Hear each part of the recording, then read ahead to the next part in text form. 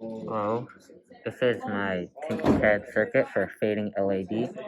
I'm going to be showing you the online LED part here, and then I'll show you the actual code, not on here, but on Arduino. So here's my LED. You can see 1, 2, 3 slow ones, and then 3 fast ones. 1, 2, 3. Okay, now let me just get out of here and go to the Arduino. Okay, so here's the code.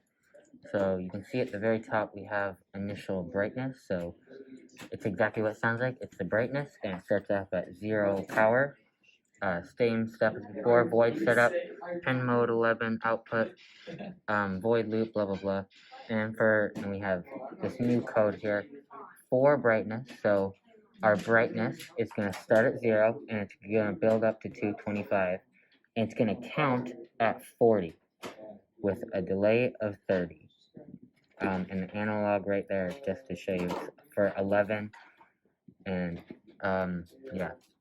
So for 11, as you can see, the LED is tied up to the 11. Yeah. So, and then we want to make it so that it fades out. So 225 down to 0, counting at 40. Make sure that you have the positive for counting up and the negative for counting down. Same thing with the delay. And then when we want, so those are like the slow ones. The fast one, or sorry, those are 40 ones are the fast ones. 10 are the slow one because it's slower. 10 is not as big as 40. But it's the exact same code. You can't see it on the actual Arduino, but the 11 on the Tinkercad has a tilde, a little squiggly line, which means that it can actually do the fading LED part. Yeah, same ground and 5 volts ground to negative, 5 volts to positive. Yep. Hello. Hello guys. This is the physical one. It's connected to the Mac and goes along the cords here. It's kind of confusing here because it's kind of difficult getting all these wires connected to this RGB LED. But you can see we got the resistors here and the wires here. Wow, that light is bright. Let me turn that off for a second. 5 volts connected to the positive.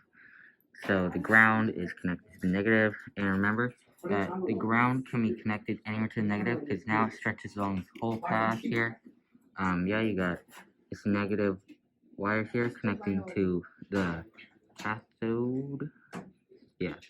You got the resistor. You got all these different wires here connecting to the different anodes here.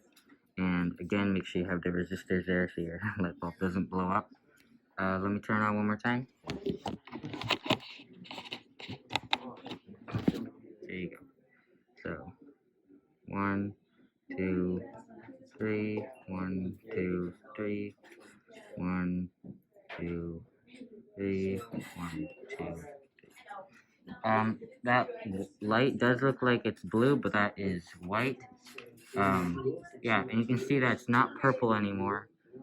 It's green. So yeah, something wasn't right with the other thing, but yeah, it works.